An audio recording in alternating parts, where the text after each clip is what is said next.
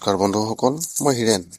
আজি মই আপোনালোকক এই ভিডিঅ'টোৰ জৰিয়তে এই 2024 বৰ্ষত 300 বছৰৰ পিছত এই যি মহাসংযোগ ঘটিছে মহাশিৱৰাত্ৰিৰ দিনা, আৰু সেই মহাশিৱৰাত্ৰিৰ দিনা এই যি সংযোগত আপোনালোকৰ যি কৰণীয় আৰু আপোনালোকে কেনেধৰণৰ প্ৰাপ্তিৰ কাৰণে এই মহাসংযোগত আপোনালোকে অভিষেক কৰিব, তাৰে সম্পূৰ্ণ বিৱৰণ মই আপোনালোকক এই ভিডিঅ'টোৰ জৰিয়তে আগবঢ়াইছো।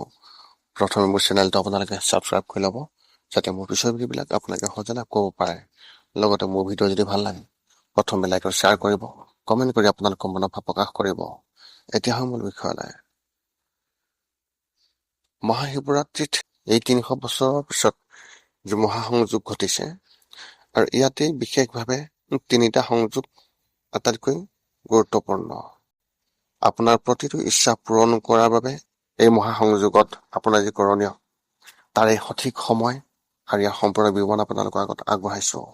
হিন্দু ধৰ্মত মহাশিৱৰাত্ৰিৰ উৎসৱ বিশেষ গুৰুত্বপূৰ্ণ, আৰু এই দিনটো মহাদেৱ শিৱৰ ভক্তসকলে অতি উৎসাহ আৰু ভক্তিৰ উদযাপন কৰা দেখা যায়। এই দিনটোৰ গুৰুত্ব সেই কাৰণবোৰৰ ভিতৰত এটা কাৰণ, এই দিনটো মহাদেৱক উপাসনাৰ কাৰণে এক বিশেষ শুভ বুলি গণ্য কৰা হয়।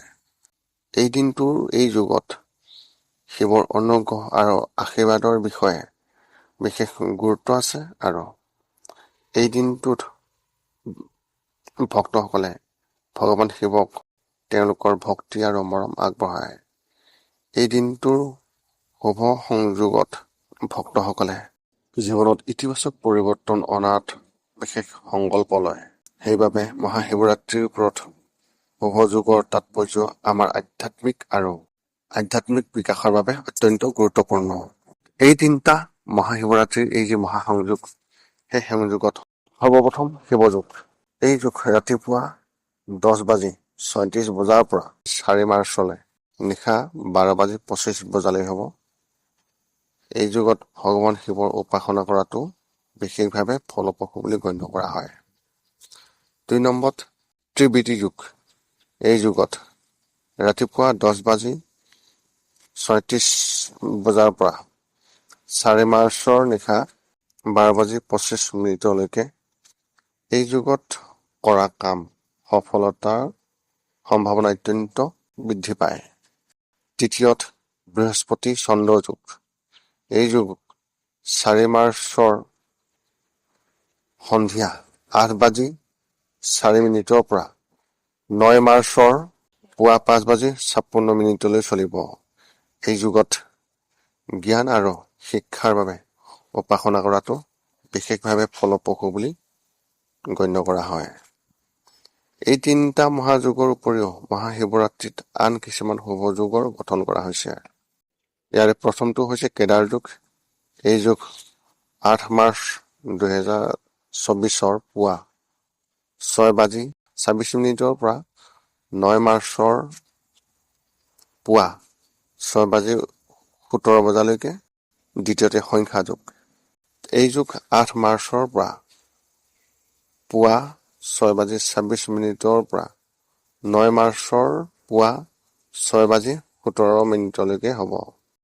3 নম্বৰত শাস যুগ। এই যুগ 8 মাৰ্চৰ পুৱা 6:26 পৰা 9 মাৰ্চৰ পুৱা 6:17 হ'ব। আৰু জ্যেষ্ঠ যুগ 4 মাৰ্চৰ পুৱা 6:26 পৰা 9 মাৰ্চৰ পুৱা 6:17 হ'ব।